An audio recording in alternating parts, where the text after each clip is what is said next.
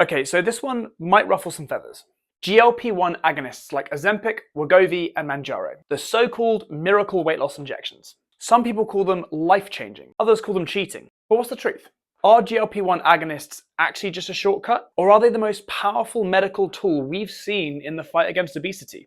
Hey, I'm Danny from OPEX Bristol. I've been a full-time fitness coach for over 14 years now, and let's see if you can guess where I sit on this debate. Okay, so first off, what are they? GLP-1 agonists are medications originally designed for managing type 2 diabetes. They mimic a natural hormone that reduces appetite, slows stomach emptying, lowers blood sugar, and helps your body release more insulin. In recent years, though, versions like Wegovy and Mounjaro have been approved at higher doses specifically for weight loss. And the results? They're honestly pretty impressive. Clinical trials show average weight loss of 10 to 20% of body weight over about a year. In one study, the Step 1 trial, people lost over 15 kilograms on semaglutide.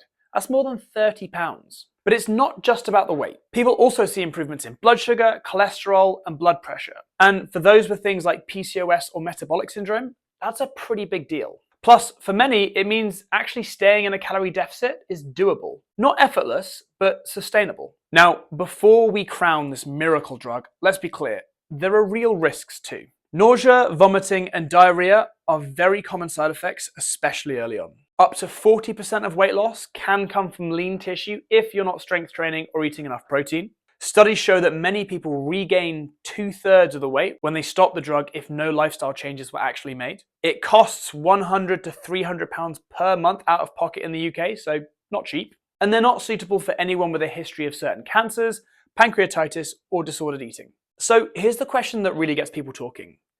Is this cheating? Now, I think it's vital to recognize that the causes and challenges behind weight gain and loss differ dramatically from person to person. Example 1, meet Sheila, a 37-year-old female weighing in at 60 kilograms at 5'4". Now, Sheila wants to lose a few kilograms. She's had a busy year, full of holidays, weddings, and shitty work deadlines, and she's ended up about 4 to 5 kilograms heavier than her regular walking around weight. Now, she's maintained her weight between 54 and 56 kgs for most of her life. She eats mostly out of convenience, but has no unhealthy relationship with food. She has a naturally low appetite. She also has a pretty active group of friends, so she gets out most weekends and some evenings to play sports and go on hikes. Example 2, meet Rhonda, a 37-year-old female weighing in at 90 kgs at the same height of 5'4". Now, Rhonda has just had some blood work done, and her doctor has advised that she lose weight to help improve her risk of negative health outcomes. Rhonda has struggled with her weight all of her life. She often eats as an emotional coping mechanism, and she describes feeling her stomach is like a bottomless pit,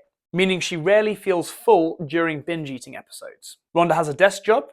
She also has a partner and friends that suffer from similar issues with weight and health. What I'm trying to show here is that although weight loss does ultimately come down to energy balance, calories in versus calories out, there are a boatload of biological, psychological, social, and environmental factors that influence our ability to action that. I'm not saying that Rhonda has no hope, but what I am saying is that she is playing on a very different landscape to Sheila. And it's in these instances that GLP-1 agonists can be absolutely life-changing. So let's rethink some of the most common arguments. You didn't earn it. Would we say that to someone who takes blood pressure medication and avoids a heart attack? It's a shortcut. Maybe, but if it helps someone build real, lasting change, who cares if it's faster? Don't people drive to work when they could probably walk or cycle? It takes no effort. Now that one's just nonsense. GLP-1s can reduce the food noise, but success still requires strength training, a balanced diet, and behavior change, or the weight will just come straight back. Okay, so to wrap up, GLP-1 agonists are not magic. They're not for everyone, but in the right hands with the right support, they can be transformational. And in my opinion, they are absolutely not cheating.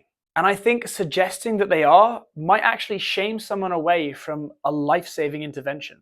If you or someone you care about is considering GLP-1s, here's what I'd recommend building it around. Resistance training to maintain lean body mass, a nourishing long-term food strategy, not just a deficit, behavioral support, whether that be therapy or coaching, just whatever works for you, and medical supervision, always. They're not a crutch, they're a tool. So let's treat them that way. That's it from me. If this video helped you rethink the whole GLP-1 debate, hit the like, drop a comment, and subscribe for more health and fitness advice that is based on evidence and not just weird trends. And if you want help building the habits, training, and lifestyle to support long-term change, GLP-1 or no, check us out at opexbristol.com. We coach both in Bristol, UK and online all over the world. Remember, your fitness should be just that, your fitness. Thanks for watching. See you next time.